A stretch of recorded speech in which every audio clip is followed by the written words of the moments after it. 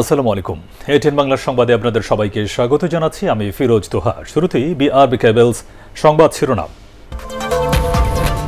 দেশে করোনায় মৃত্যু ও আক্রান্তের নতুন রেকর্ড। শিগগিরই চিকিৎসা ব্যবস্থা ভেঙে পড়ার আশঙ্কা জনস্বাস্থ্য বিশেষজ্ঞদের।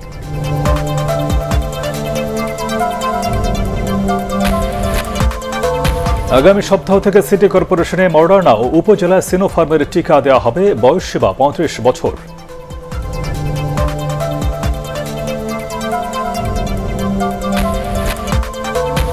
খারাপ হচ্ছে গাজীপুরের করোনা পরিস্থিতি। তাজউদ্দিন মেডিকেল কলেজ হাসপাতালে খালি নেই আইসিইউ বেড।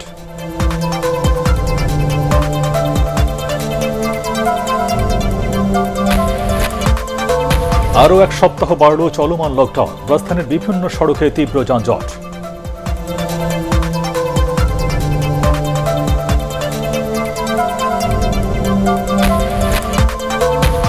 এবং লকডাউনকে পুঁজি করে বাসা বাড়িতে মাদক সরবরাহের অভিযোগে টিকটক বাবুর সহযোগী অনিক সহ ৫ জন গ্রেফতার।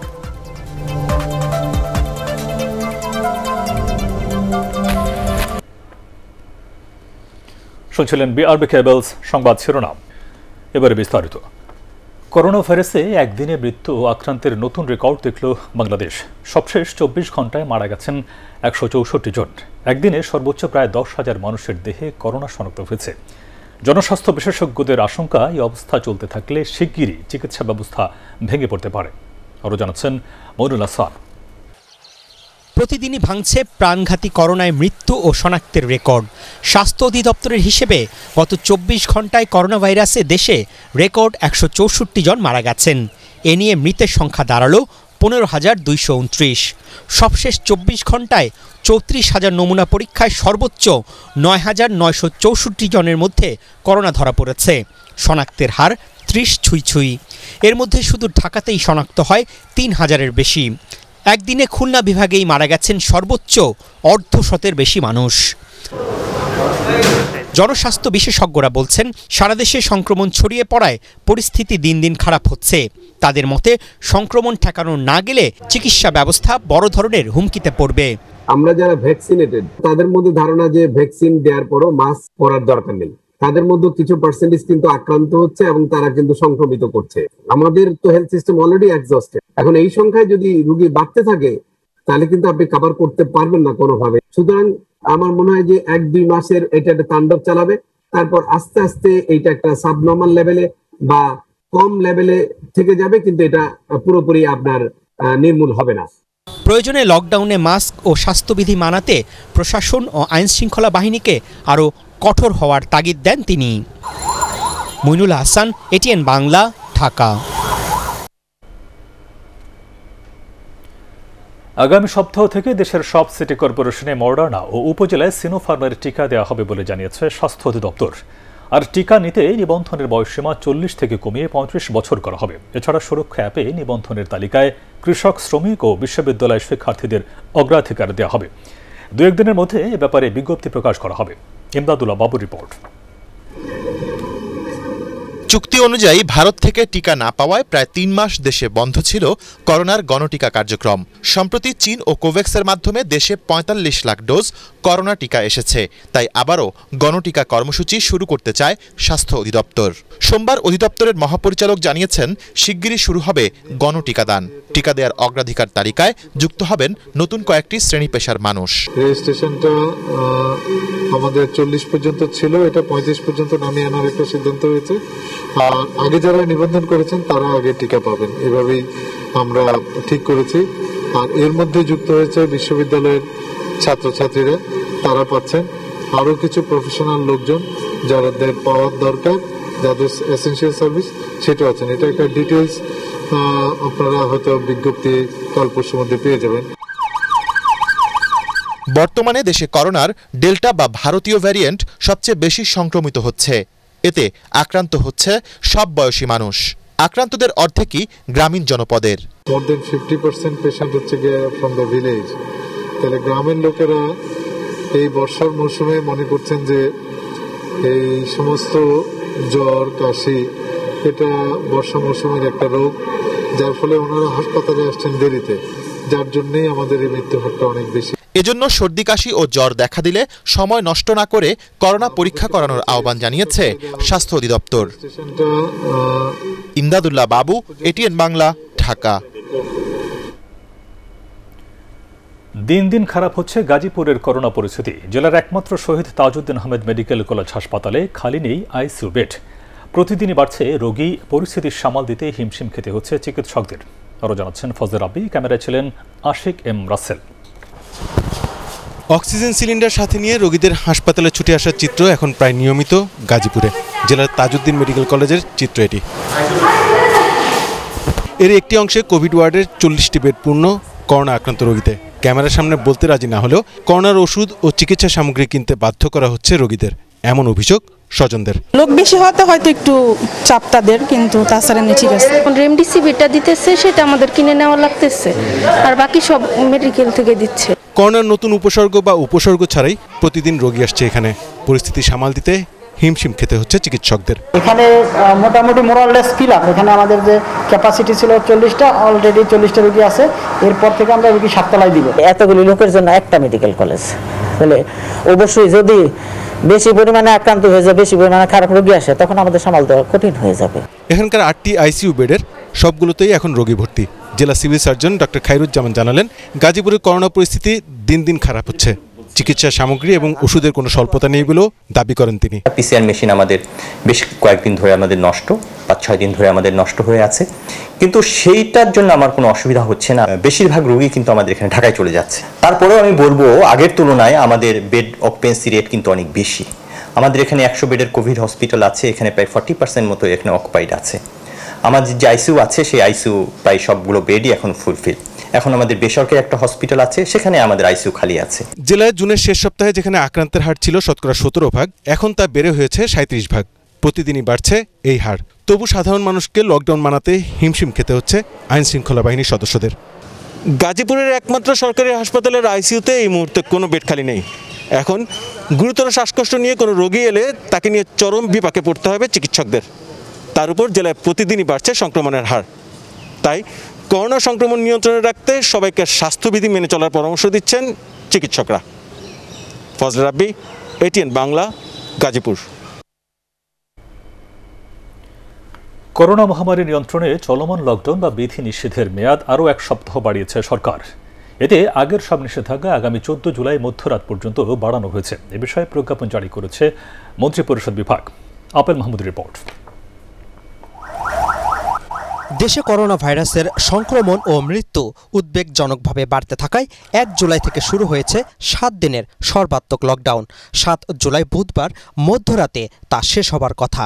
এই বিধিনিষেধ বাস্তবায়নে বেসামরিক প্রশাসনকে সহায়তা করতে মোতায়েন করা হয়েছে সামরিক বাহিনী। বিধিনিষেধ 4 দিন পার হলেও পরিস্থিতির দৃশ্যমান উন্নতি হয়নি, বরং আক্রান্ত ও মৃত্যুর সংখ্যা বাড়ছে। গত 8 দিনে করোনা ভাইরাসে 1000-এরও বেশি মানুষ মারা গেছে। এমন বাস্তবতায় চলমান বিধিনিষেধ আরও 1 সপ্তাহ বাড়ানোর সিদ্ধান্ত নেয় সরকার। সোমবার এ ব্যাপারে প্রজ্ঞাপন জারি করেছে মন্ত্রিপরিষদ বিভাগ। প্রজ্ঞাপন অনুসারে সব সরকারি বেসরকারি অফিস, শপিং মল, দোকানপাট, গণপরিবহন, অভ্যন্তরীণ বিমান ছাড়াও যন্ত্রচালিত সব যানবাহন বন্ধ থাকবে। পর্যটন কেন্দ্র, জনসমাবেশ, রাজনৈতিক ও ধর্মীয় আচার অনুষ্ঠানও বন্ধ থাকবে। রেস্টুরেন্ট থেকে খাবার নেওয়া গেলেও ভেতরে বসে খাওয়া যাবে না। সকাল 9টা থেকে বিকাল 5টা পর্যন্ত স্বাস্থ্যবিধি মেনে কাঁচা বাজার এবং নিত্য প্রয়োজনীয় দ্রব্য কেনাবেচা করা যাবে। টিকা কার্ড দেখিয়ে টিকা নেওয়ার জন্য যাতায়াত করা যাবে। সপ্তাহে 4 দিন সকাল 10টা থেকে বেলা 1:30টা পর্যন্ত ব্যাংক খোলা থাকবে। তবে জরুরি সেবা ছাড়াও গার্মেন্টস সহ শিল্প কারখানা এবং পণ্যবাহী truck, lorry, covered van, cargo এবং সমুদ্র, বিমান, নৌ ও স্থলবন্দর এ নিষেধাজ্ঞার বাইরে থাকবে। Apple Mahmud, ATN Bangla, Dhaka. Bank, বিমা সহ আর্থিক প্রতিষ্ঠান খোলা থাকায় লকডাউনের 5ম দিনে রাজধানীর বিভিন্ন সড়কে তীব্র যানজট তৈরি হয়। অন্য দিনের তুলনায় লোকজনও ঘরের বাইরে বেশি বের হয়েছেন। তবে অকারণে বের হওয়া অনেককে বিভিন্ন চেকপোস্টে জরিমানা ও মামলা দিয়েছে আইনশৃঙ্খলা রক্ষাকারী বাহিনী। আরও জানাচ্ছেন শফিকুল ইসলাম শামীম। রাজধানীর বিমানবন্দর সড়কের চিত্র এটি। লকডাউনের মধ্যে এমন যানজট অবাক করেছে সবাইকে। ব্যাংক সহ বিভিন্ন আর্থিক প্রতিষ্ঠান খোলা থাকায় লকডাউনের পঞ্চম দিন অনেকেই বাইরে বের হয়েছেন। তবে রাস্তায় সেনাবাহিনী সহ আইনশৃঙ্খলা রক্ষাকারী সদস্যরা ছিল কঠোর অবস্থানে। ৩-৪ দিনের পর আজকে একটু স্বাভাবিকভাবেই চাপ বেশি হবে, যেহেতু ব্যাংক খোলা হয়েছে। ব্যাংকের স্টাফস আছেন, অফিসার্স আছেন এবং যারা ব্যাংকের ক্লায়েন্ট আছে অনেকেই যাওয়ার চেষ্টা করবেন। সো সেই কারণেই মানে প্রেশারটা বেশি আমাদের কাছে মনে হচ্ছে। মিডিয়া সহ বিভিন্ন প্রতিষ্ঠানের ভুয়া স্টিকার ব্যবহার করে অনেকে জরুরি সেবার নামে রাস্তায় বের হলেও তাদের শেষ রক্ষা হয়নি। এখন গাড়ি কি এনটিভির গাড়ি? না, এনটিভি গাড়ি নেই, না প্রতিষ্ঠান এনটিভির না, এনটিভি কাজে ব্যবহার করে দিয়েছে। আপনার আইডি কার্ড আছে? আমার আইডি কার্ড আমি আজকে জয়েন করছি, তো এখনো টেলিভিশন হয় নাই। কইছে ওনারা বলছে যে কালকে ভিতরে দিয়ে দেবেন। বিভিন্ন সিগন্যালে গাড়ির অতিরিক্ত চাপের কারণে ট্রাফিক পুলিশ ছিল তৎপর। এছাড়া সড়কে রিকশার সংখ্যাও বেড়েছে। না, আমি বাইরে এসে রুগীলে এটা আমার ভুল হয়েছে। বাস প্রতিটা গাড়ি চেক করতেছি যেন এই অন্য পরিচয়ে তারা রাস্তায় কেউ বের না হতে পারে। তবে আইনশৃঙ্খলা বাহিনীর কঠোর অবস্থানের পরেও মানুষের চলাচল পুরোপুরি নিয়ন্ত্রণে আনা যাচ্ছে না। অলিগলিতে এখনও চলছে মানুষের আড্ডা আর জটলা। লকডাউনের পঞ্চম দিনে রাজধানীর চিত্র একেবারেই বদলে যায়। বিভিন্ন সড়কে তৈরি হয় যানজট। ব্যাংক, বিমা সহ আর্থিক প্রতিষ্ঠান খুলে দেওয়ায় অনেকেই বের হয়েছেন নানা অজুহাতে। তবে আইনশৃঙ্খলা রক্ষাকারী বাহিনীর হাতে অনেককেই জরিমানা এবং শাস্তি ভোগ করতে হয়েছে। শফিকুল ইসলাম শামীম, এটিএন বাংলা, ঢাকা। সরকারি নির্দেশনা অমান্য করায় রাজধানীতে 5 শতাধিক মানুষকে গ্রেফতার করেছে পুলিশ, আর তাৎক্ষণিক জেল জরিমানা করা হয়েছে প্রায় 600 জনকে। মামলা দেওয়া হয়েছে 526টি যানবাহনের বিরুদ্ধে। আজ অসহায়, দুস্থ এবং ছিন্নমূল মানুষের মধ্যে খাবার বিতরণ করে ঢাকা মহানগর পুলিশ। রিপোর্ট করছেন GM তসলিম। সর্বাত্মক লকডাউনের পঞ্চম দিনে সকাল থেকেই নগরীর বিভিন্ন সড়ক অলিগলিতে তৎপর ছিল পুলিশ ও র্যাব। লকডাউন বাস্তবায়নে ঢাকা মেট্রোপলিটন পুলিশের 8টি বিভাগের পাশাপাশি র্যাবের একাধিক টিম নগরীর বিভিন্ন এলাকায় অভিযান চালায়। টানা 4 দিন পর ব্যাংক খোলার কারণে এদিন রাস্তায় মানুষের ভিড় ছিল অনেক বেশি। বাইরে বের হওয়ার যৌক্তিক কারণ না দেখাতে পারায় অনেকে আইনশৃঙ্খলা বাহিনীর হাতে গ্রেপ্তার হন। অপরাধের ধরন অনুযায়ী অনেককে জেল জরিমানা করে ভ্রাম্যমাণ আদালত। ছাড় দিচ্ছি না, আমরা আমাদের সর্বোচ্চ লকডাউন কার্যকরে সরকার ঘোষিত যে নির্দেশনা সেটি পালনের জন্য সর্বোচ্চ চেষ্টা করছে। পুলিশ বলছে সরকারি বিধিনিষেধ উপেক্ষা করে অনেকে বিনা কারণে গাড়ি নিয়ে বের হওয়ায় এদিন যানবাহনেরও ছিল জটলা। এসব যানবাহনের বিরুদ্ধে মামলা করে পুলিশের ট্রাফিক বিভাগ।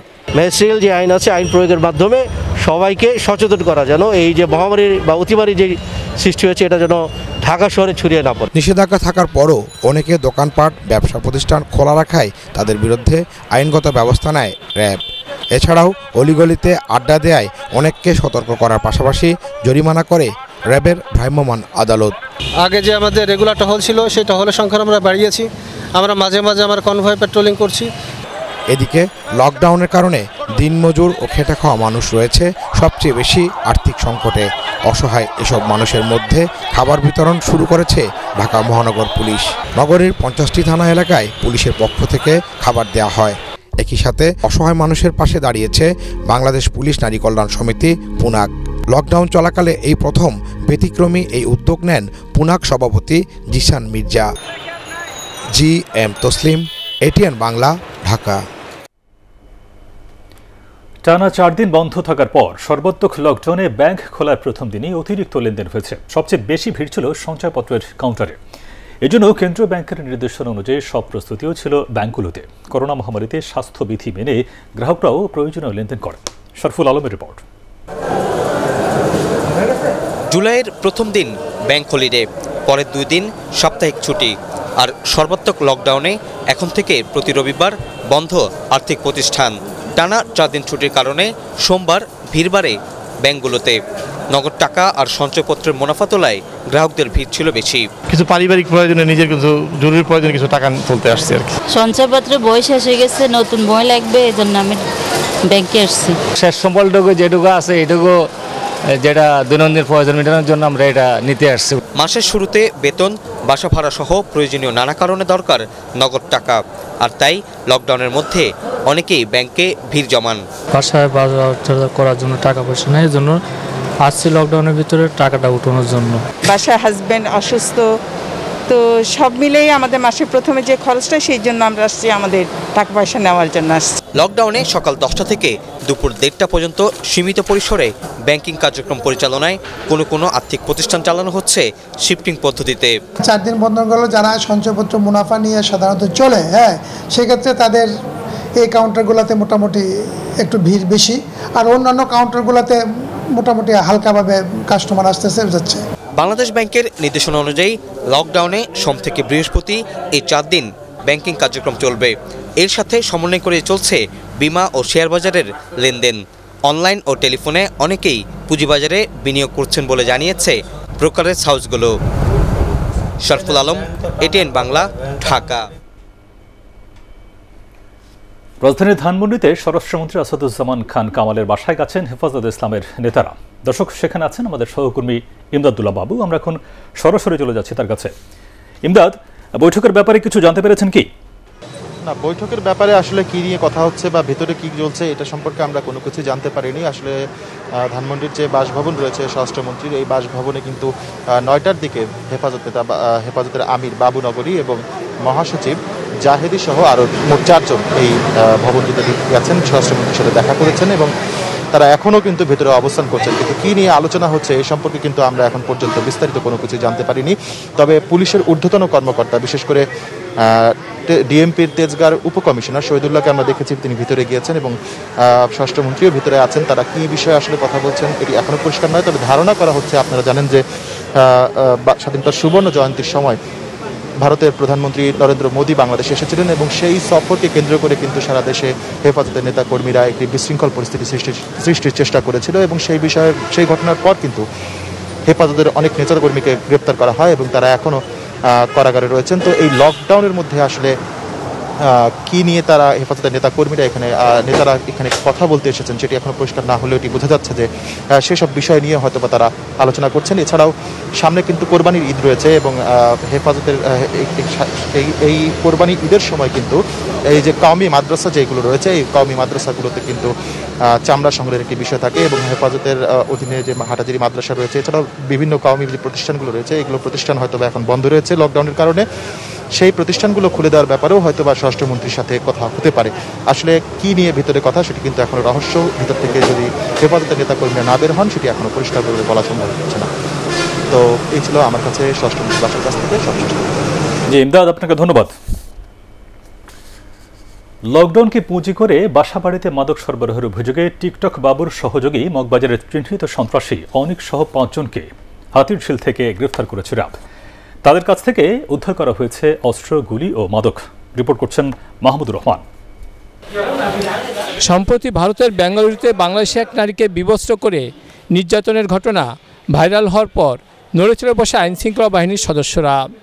একের পর এক বের হয়ে আসে চাঞ্চল্যকর সব তথ্য। এই নির্যাতনের সাথে জড়িত টিকটক বাবু সহ তার সহযোগীরা ভারতে গ্রেপ্তারের পর দেশের ভিতরে তাদের দলের বেশ কয়েকজনকে পুলিশ, র্যাব সহ বিভিন্ন আইন প্রয়োগকারী সংস্থা গ্রেপ্তার করে। তাদের দেওয়া তথ্যে বেরিয়ে আসে লোমহর্ষক সব তথ্য। টিকটক ভিডিও বানানো, কখনো মডেল, আবার কখনো বা ভালো চাকরি দেওয়ার কথা বলে নারী পাচার করতে এই চক্রটি। অপরাধমূলক এসব আসরের মাদকের যোগানদাতা ছিল টিকটক বাবুর প্রধান সহযোগী অনিক। তার দলে রয়েছে 20 থেকে 25 জন সদস্য। এই দলের 5 সদস্য গ্রেপ্তারের পর র্যাবকে চাঞ্চল্যকর সব তথ্য দেয়।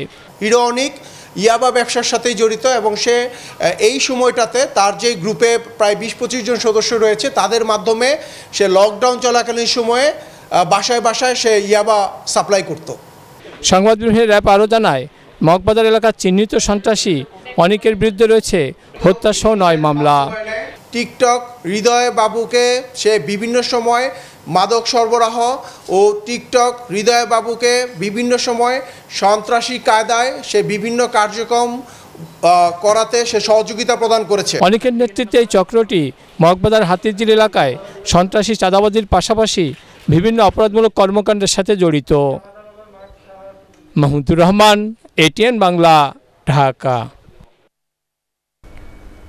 মহামারী করোনা ভাইরাসের মধ্যে অতীতের সব রেকর্ড ছাড়িয়ে 2020-21 অর্থ বছরে 2,477 কোটি 77 লাখ অর্থাৎ $24.8 বিলিয়ন রেমিটেন্স পাঠিয়েছেন প্রবাসীরা। এই অঙ্ক আগের বছরের চেয়ে $6.6 বিলিয়ন বা 36.1% বেশি। টাকার অঙ্কে এই অর্থের পরিমাণ 2,10,115 কোটি টাকা, যা নতুন অর্থ বছরের জাতীয় বাজেটের 1/3 বেশি। অর্থ মন্ত্রণালয়ের এক বিজ্ঞপ্তিতে সব তথ্য জানানো হয়। বাংলাদেশের ইতিহাসে এক বছর বা অর্থ বছরে এত বেশি রেমিটেন্স কখনোই আসেনি। অর্থনীতির অন্যতম প্রধান সূচকের এই উচ্চতা মহামারীর মোকাবিলা করতে সরকারকে সাহস জুগিয়েছে বলে জানিয়েছেন অর্থমন্ত্রী আ.হ.ম মোস্তফা কামাল।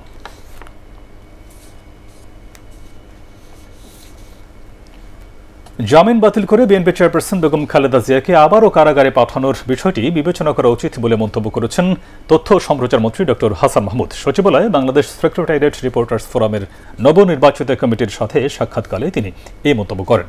হাসান মাহমুদ বলেন, বেগম জিয়ার প্রতি যে মহানুভবতা দেখানো হয়েছে বিএনপি নেতাদের বক্তব্যে মনে হচ্ছে তা ভুল হয়েছে। বেগম খালেদা জিয়া আদালত কর্তৃক জামিন না পাওয়া সত্ত্বেও বা আদালত কর্তৃক নির্দোষ প্রমাণিত না হওয়া সত্ত্বেও তাকে যে মহানুভবতা দেখিয়ে কারাগারের বাইরে রাখা হয়েছে, মনে হয় সেটি ভুল হচ্ছে আমাদের। এখন সেটি আবার পুনর্বিবেচনা করতে হবে। বেগম খালেদা জিয়া আসলে আইন অনুযায়ী আবার জেলখানায় তাকে ফিরিয়ে দেওয়া হবে কিনা সেটি একটু চিন্তা ভাবনা করতে হবে। করোনার টিকা সংগ্রহ ও টিকাদান নিয়ে সরকারের ব্যর্থতায় জনজীবন চরম বিপর্যয়ের মুখে পড়েছে বলে অভিযোগ করেছে বিএনপি। ভার্চুয়াল সংবাদ সম্মেলনে এই অভিযোগ করেন দলটির করোনা ভ্যাকসিন সংগ্রহ ও বিতরণ সংক্রান্ত কমিটির আহ্বায়ক ডক্টর খন্দকার মোশাররফ হোসেন। তার ভাষায়, টিকা কূটনীতিতে সরকারের ব্যর্থতা ও ক্রয়ে অনিয়মের কারণে দেশে টিকার সংকট তৈরি হয়েছে। সরকারের দায়িত্বহীনতায় সীমান্তবর্তী জেলা সহ সারা দেশে ডেল্টা ভ্যারিয়েন্ট ছড়িয়ে পড়েছে বলেও দাবি করেন খন্দকার মোশাররফ। টিকা কূটনীতিতে চরম ব্যর্থতা, টিকা ক্রয়ে অনিয়ম, লোভ, হঠকারিতার কারণে এ পর্যন্ত জনসংখ্যার তুলনায় অতি সামান্য সংখ্যক মানুষকে টিকা দেওয়া হয়েছে। সরকারের অস্বচ্ছতা, দুর্নীতি, স্বেচ্ছাচারিতার ফলে টিকা সংগ্রহের বিষয়ে যে অনিশ্চয়তা জনমনে হতাশা, উৎকণ্ঠা, উদ্বেগের সৃষ্টি করেছে। ভারতীয় হাই কমিশনার বিক্রম কুমার দোরাই স্বামী সেনাবাহিনী প্রধান জেনারেল এস.এম. শফিউদ্দিন আহমেদের সাথে সাক্ষাৎ করেছেন। ভারতীয় হাই কমিশনার সেনা সদরে এসে পৌঁছলে তাকে স্বাগত জানান সেনাবাহিনী প্রধান। সাক্ষাৎকালে সেনাবাহিনী প্রধান হিসেবে দায়িত্ব নেয় জেনারেল এস.এম. শফিউদ্দিন আহমেদকে অভিনন্দন জানান বিক্রম কুমার দোরাই স্বামী। ওই সময় মহান স্বাধীনতা যুদ্ধে ভারতীয় সশস্ত্র বাহিনীর সহযোগিতার কথা শ্রদ্ধাভরে স্মরণ করেন general SM. Shafiuddin Ahmed.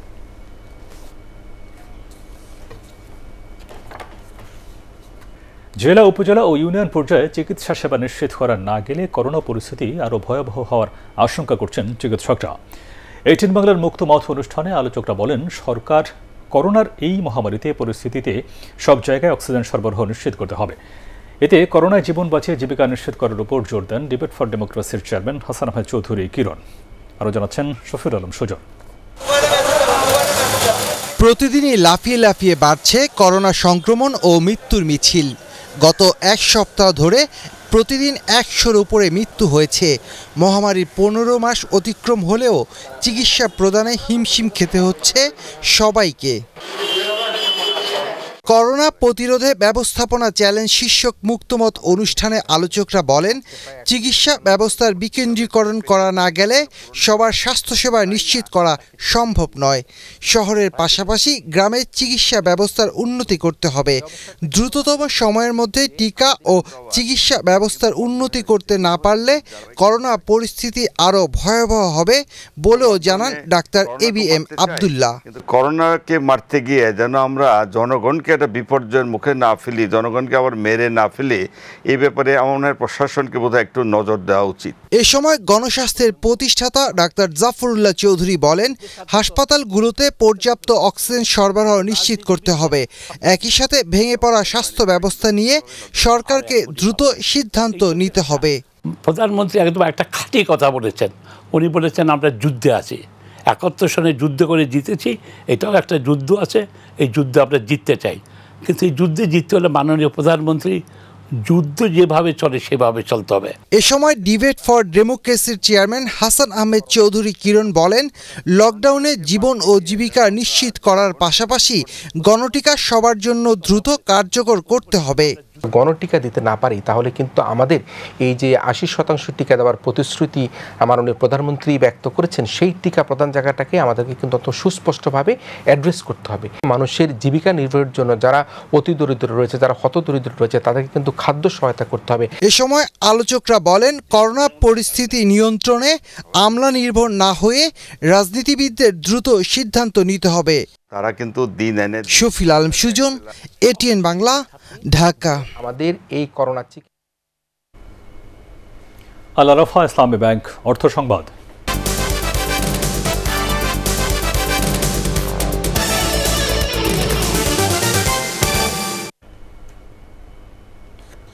Digital platform অর্থনীতির মাধ্যমে দেশে বিপুল সংখ্যক কর্মসংস্থান তৈরির সুযোগ রয়েছে বলে মনে করেন বিশেষজ্ঞরা। গবেষণা প্রতিষ্ঠান সিপিডি আয়োজিত ভার্চুয়াল আলোচনায় আলোচকরা বলেন, করোনা মহামারীর ক্ষতি পুষিয়ে নেওয়া এবং চতুর্থ শিল্প বিপ্লবে টিকে থাকতে ডিজিটাল প্ল্যাটফর্ম অর্থনীতির বিকল্প নেই।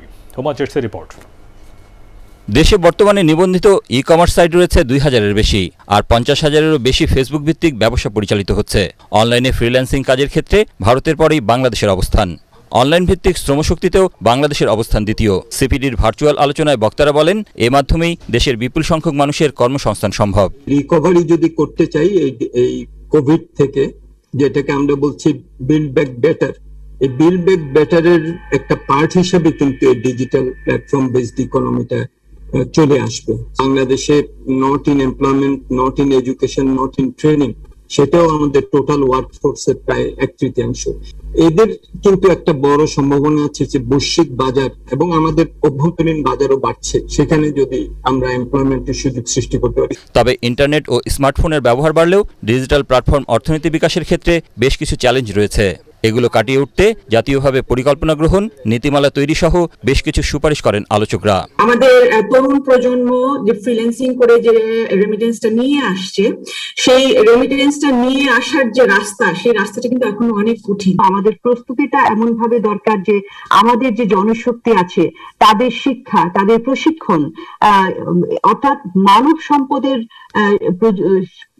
প্রস্তুতিটা, এটি খুব গুরুত্বপূর্ণ। নতুন উদ্যোক্তা তৈরিতে সরকারের নেওয়া বিভিন্ন উদ্যোগকে সাধুবাদ জানান আলোচকরা। পলিসি রিলেটেড বিভিন্ন ধরনের। হুমায়ুন চিস্তি, এটিএন বাংলা, ঢাকা। এবার আন্তর্জাতিক সংবাদ।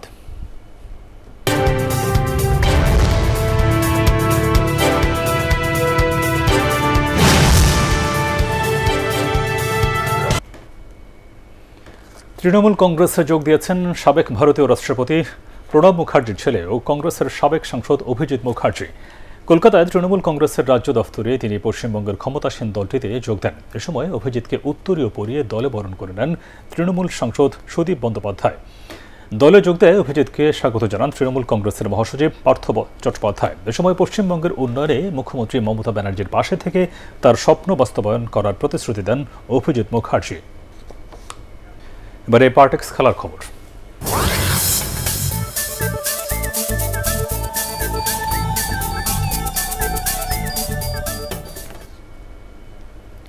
হকি ফেডারেশনের প্রতিষ্ঠাতা সাধারণ সম্পাদক মাহমুদুর রহমান মমিন বার্ধক্যজনিত কারণে মারা গেছেন। ইন্না লিল্লাহি ওয়া ইন্না ইলাইহি রাজিউন। তার বয়স হয়েছিল 84 বছর। বাদাসুর ওয়ারি ক্লাবের সামনে নামাজে জানাজা শেষে আজিমপুর কবরস্থানে তাকে দাফন করা হয়। মাহমুদুর রহমান মমিন 1972 থেকে 1981 সাল পর্যন্ত হকি ফেডারেশনের সাধারণ সম্পাদকের দায়িত্ব পালন করেন। তার মৃত্যুতে গভীর শোক জানিয়েছে বাংলাদেশ হকি ফেডারেশন। শেষ করার আগে বিআরবি কেবলস সংবাদ শিরোনামগুলো আরও একবার। দেশে করোনায় মৃত্যু আক্রান্তের নতুন রেকর্ড, শিগগিরই চিকিৎসা ব্যবস্থা ভেঙে পড়ার আশঙ্কা জনস্বাস্থ্য বিশেষজ্ঞদের।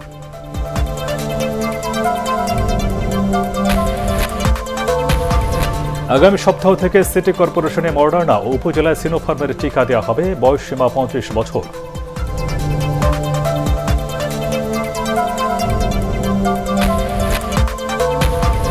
খারাপ হচ্ছে গাজীপুরের করোনা পরিস্থিতি, তাজউদ্দিন আহমেদ মেডিকেল কলেজ হাসপাতালে খালি নেই আইসিইউ বেড।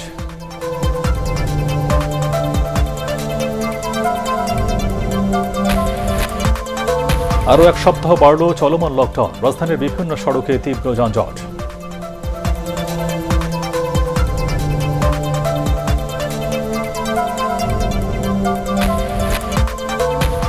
এবং লকডাউনকে পুঁজি করে বাসা বাড়িতে মাদক সরবরাহের অভিযোগে টিকটক বাবুর সহযোগী অনিক সহ 5 জন গ্রেফতার।